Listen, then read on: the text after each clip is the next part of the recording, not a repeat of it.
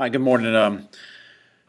Sorry I couldn't be here today. I know it's only the second day of class, but sometimes it happens. I don't really have a whole lot of exciting stuff for you to do today outside of some notes. There is a good amount of notes because we do have to kind of stay on schedule. So we need to finish up the notes from the first day of class. So just add these to your section one notes.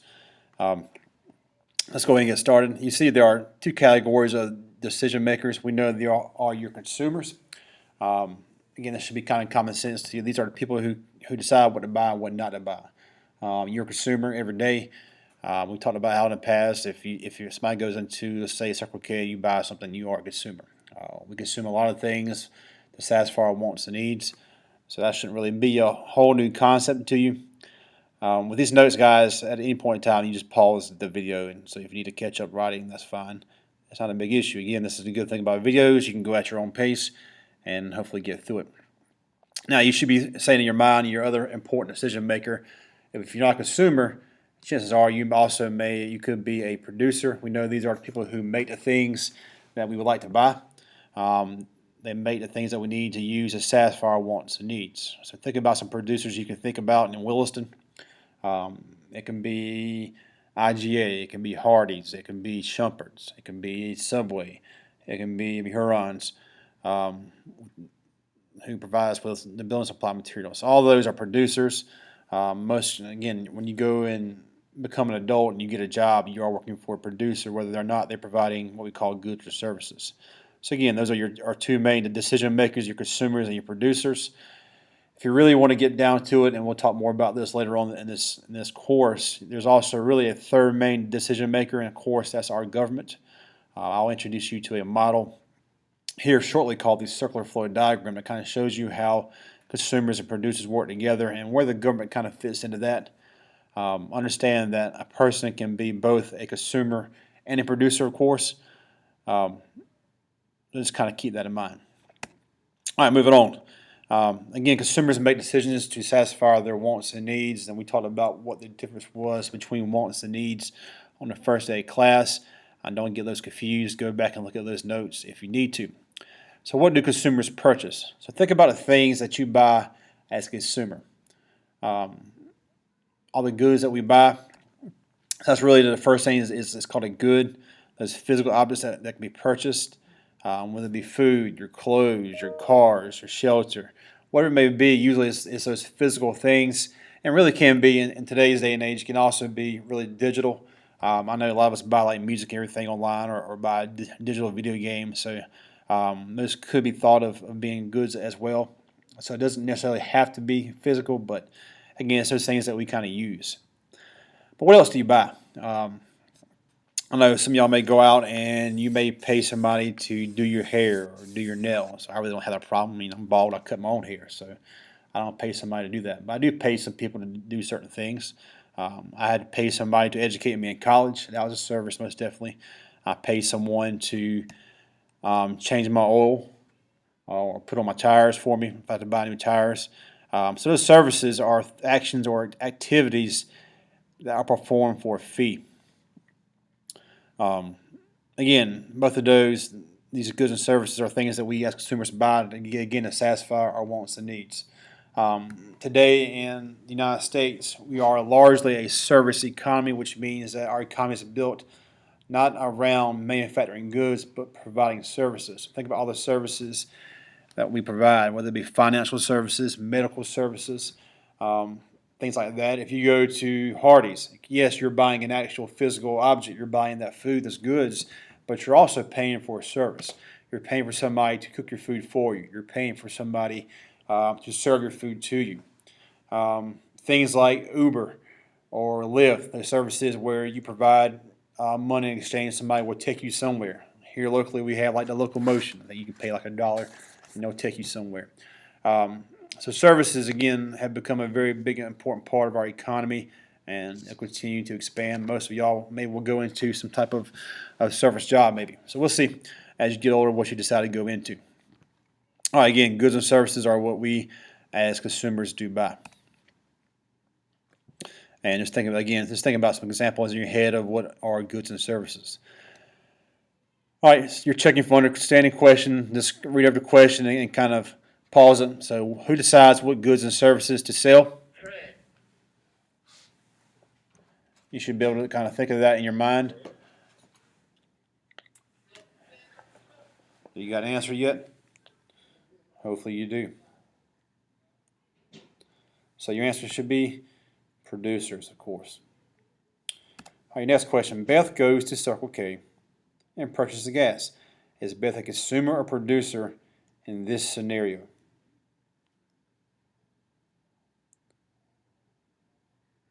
What did you say?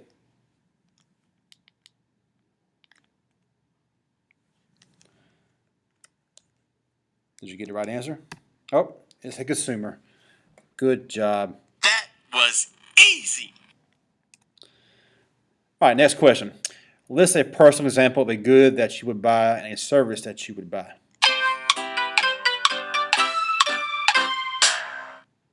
All right, so hopefully you had a good list.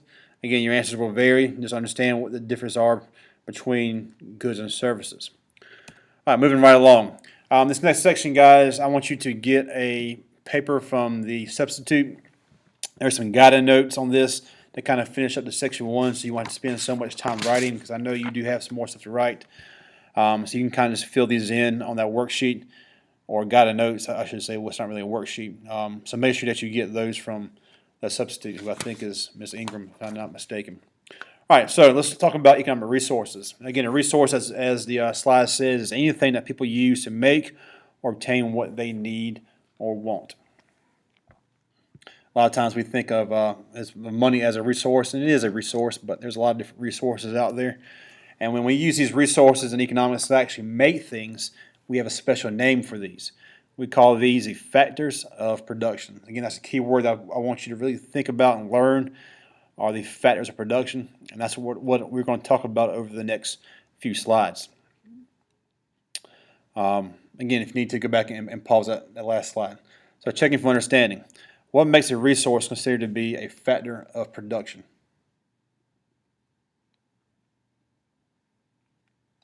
Let's go back to your notes that you just took and look at that and be able to answer this question. If you said it's used to produce goods and services, you would be correct. All right, moving along. So let's talk about these different factors of production. Most books say there's 3 main ones, but I say there's 4. So you'll see a little variation if you look online for some different stuff. But the first major one we refer to is land. Again, as the slide says, these are items provided by nature that can be used to produce goods and to provide services. So think in your head before we move on some different things that we use from the land to provide these services. Sometimes you'll see these called natural resources, of course. So you should be thinking of things like wood, oil, coal, steel, gold, all that good stuff, those natural resources. Again, as far as economics-wise, sometimes we have a little bit different definition than what you have in maybe a science class. A natural resource is only considered a factor of production when it is scarce and must be bought. So again, don't forget about that word scarce. It means there's not really a lot of it. There's a limited supply of it. Again, some of the stuff we know, according to science, sometimes there are renewable resources, things that can be replanted, such as wood. And sometimes you have those non-renewable resources. There's things that once they are gone, then they are gone for good. So you have a very definite supply of those resources. Again, so that's land as our very first factor of production. Our second one is labor. Again, this is any human effort exerted during production. So any effort that you put in when you make a good or service or provide a service, we consider that to be labor. Understand that this labor can be either physical or intellectual. Physical meaning that you're using your actual body, your strength, your muscles to actually do something, whereas intellectual, we know you're using more of your brain. So think about some jobs that may require you to use mainly a physical effort versus an intellectual effort. All right, we know with physical, it could be something like a construction worker, maybe a welder. Again, your more intellectual jobs could be like a teacher, a doctor, a lawyer. Of course, even with some of those physical jobs, you really have to know what you're doing, so you do need your intellectual ability as well. If you're in construction, you got to know how to build a house. I mean, it's not an easy job to do. You got to know how to do measurements and angles and get stuff level, and everything. So, again, it's kind of provide you an example. You don't really have to write this down. The physical effort it takes you to flip a burger at Hardee's, or the intellectual effort it takes you to make the correct incision in the operating room. And sometimes that's why jobs pay more than other jobs. Some jobs require a lot of physical effort, so therefore they pay a lot of money. Construction, for example, you can make a lot of money in construction because you're out there in the elements. It takes a large toll on your body, so you can make a lot of money doing that. Things like being an engineer or being a doctor, being a pharmacist, you got to know really what you're doing. You have to have a lot of schooling, a lot of education to get you to the point where you're able to do that job and keep people safe.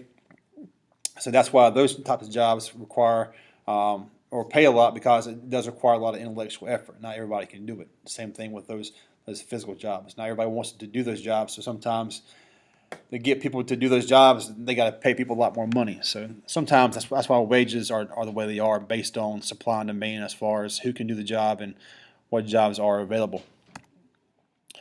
All right, next, see a few questions. Wood, gold, and oil are examples of what type of factor of production? So think about it. What'd you come up with? No, no. Answer is land. Yes. All right, which factor of production is being used to describe that physical effort it takes to build a house? So what are you saying then?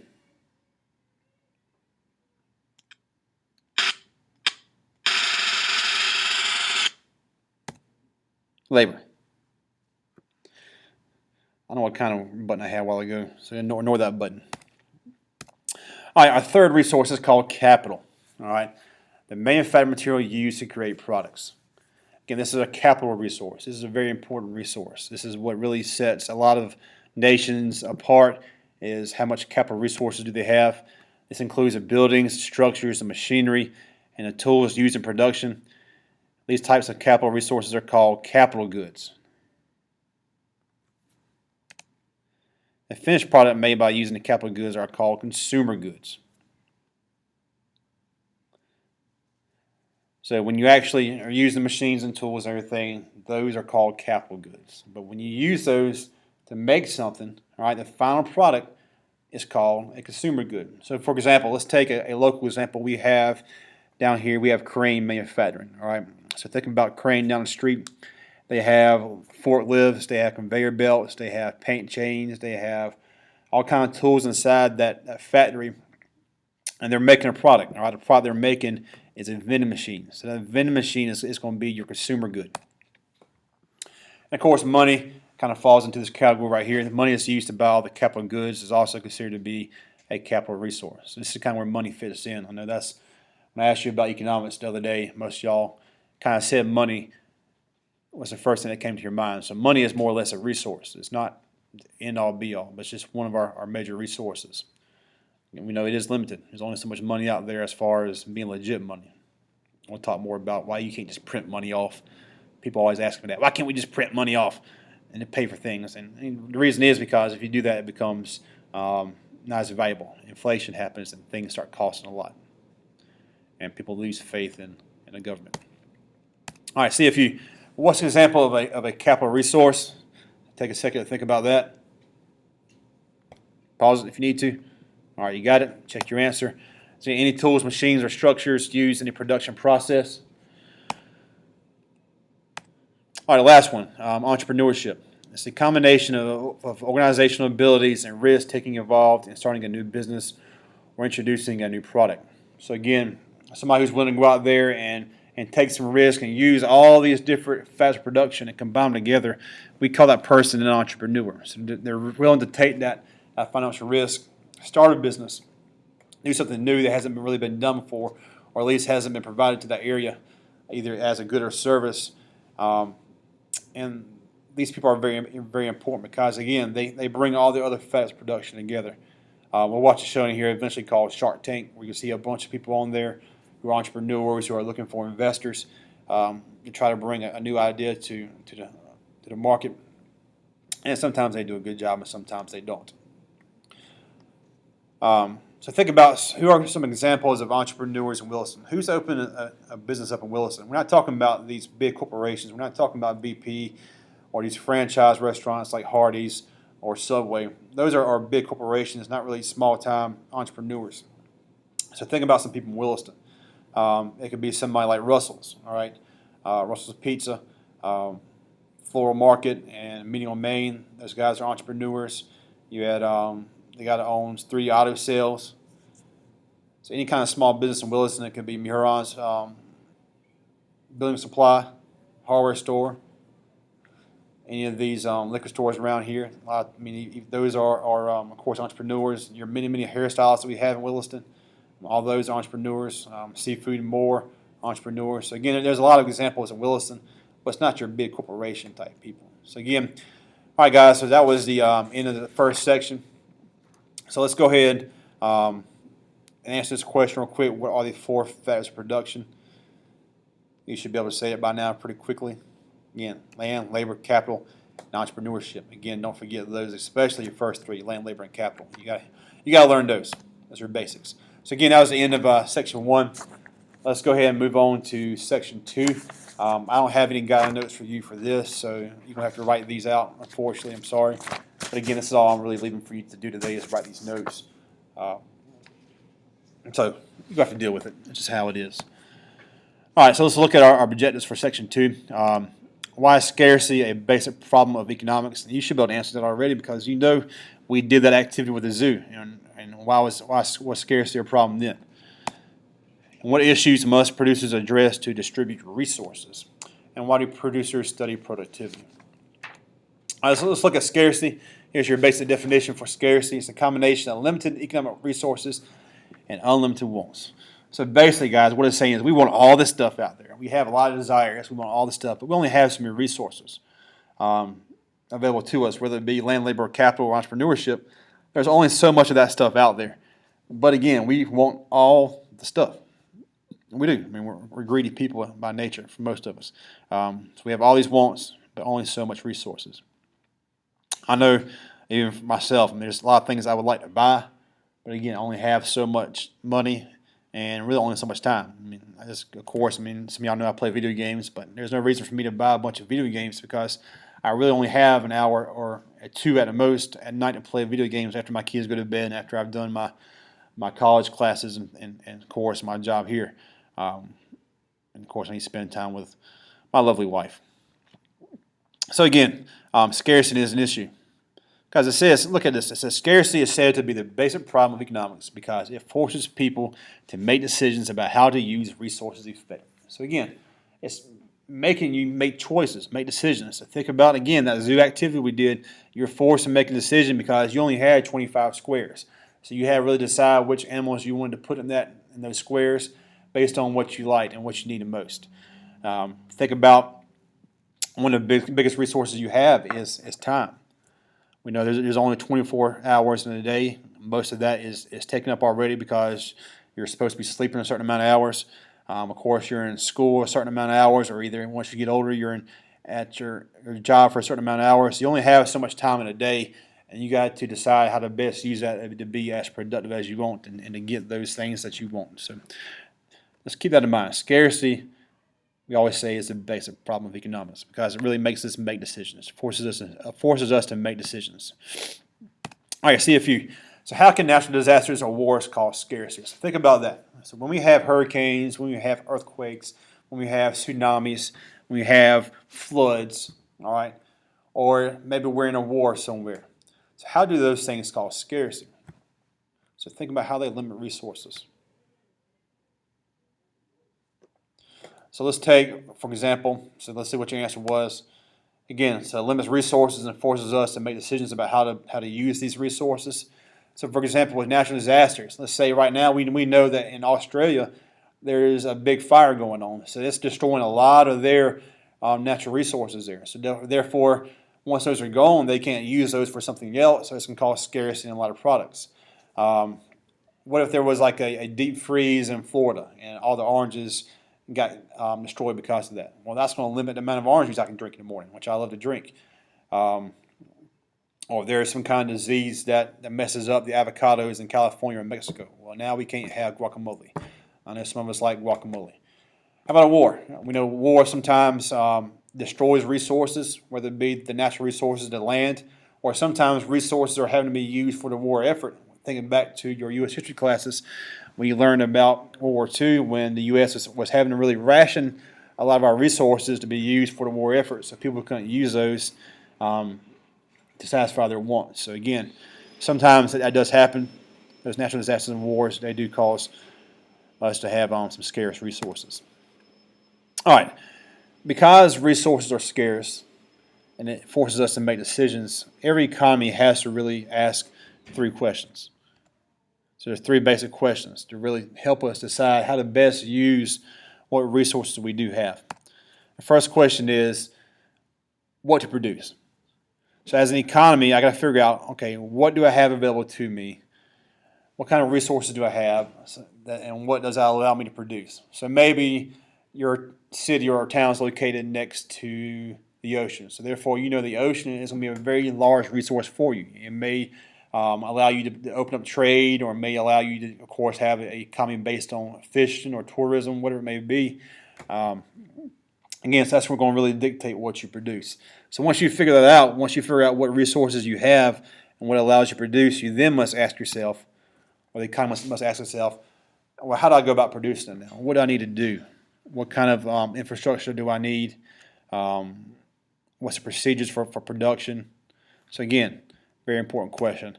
And then you must decide, the economy must decide, for who are they producing the goods and services for? Are they just trying to take care of themselves and be very self-sufficient? Or do they want to be able to produce enough where they can go out and trade with somebody and have more of a global economy like we have today? As far as economic terms, today we have a very flat world, is what they call it, as far as the economy, because of technology and communication and worldwide trade. We are constantly talking and working with people across the whole world, so it's not as prohibitive as it used to be. It's not quite the same flat Earth that you think about before Columbus's time, when people were just falling off the Earth. That's what they thought. I had a couple of students last semester who were flat Earthers. They're crazy. All right, see a few questions. What are the 3 basic questions every economy must answer? Every economy must answer 3 basic questions based on scarcity. Just went over those, so think about them. You got them? I know you do. But check your answers. Again, what to produce, how to produce, and for whom to produce. All right, productivity. So let's look at this. All right, so productivity, how productive you are, or how productive an economy is very important. So once we answer those basic questions, guys, we can start looking at, are those resources being used efficiently? Are we getting the most out of our resources? So when you think about the word efficient, that's what you should be thinking about. Are you getting the most out of what you have? Some of us are very efficient. Some of us are not so efficient. I know a lot of times with students, you only have a certain amount of hours after school to get things done, whether it be to go to work or to participate in athletics or other extracurriculars, or study or hang out with your friends, whatever it may be. You really have to be efficient when you schedule out your time to get it done. So we can kind of study the same thing in economics. We look at what we call productivity. It's a level of output that results from a given level of input. So how much you get out based on what are you putting in. And that's a good thing to think about everything in life. You only get out what you put in, basically, for most things. I know some of y'all are just geniuses. You don't really have to study a whole lot, and your output is still very high. But when it comes to school, some of us have to go in there and really put in a lot of input and really study to get that desired level of output that we like with our grades. It could be anything. It can be maybe you're an athlete and you're really having to go out there and put a lot of input in, practice time to get that output that you have during games. Or a musician, you really have to practice to get those notes flowing and having that smooth sound. So, for example, let's look at this. Crane employs 500 people to produce 1,000 vending machines per week. What is Crane's productivity? So how do we figure out how much Crane is producing per week, or at least per employee? Again, some basic math here.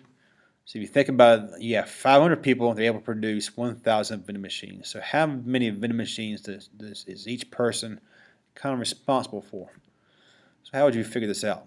Again, you would just take 1,000 vending machines, divide it by 500 people. All right, so Crane's productivity is 2 vending machines per employee per week. Pretty simple. All right, a few more things. All right, to increase productivity, employers can introduce a division of labor where employees can specialize in a particular task. So you learned about this in other classes. Think about our old buddy Henry Ford. One of the things that he was kind of famous for was in business was he developed the assembly line, which allowed him to produce his cars faster and really become cheaper because he can kind of mainstream the jobs. And everybody had a certain job they had to do, and it's allowed us to really speed up and become more productive. You do what you do best. For example, again, create an assembly line where each employee is responsible for one particular area of the assembly process. Again, pause if you need to get that down. So think about this. This kind of ties into that. So how do fast food restaurants increase productivity? So imagine going in, maybe not our Hardee's because they're kind of slow, but most fast food restaurants, like a Subway, you go in there, or my favorite is Moe's. Welcome to Moe's. If you've never been to Moe's, you need to go get you a good burrito. But think about the process there.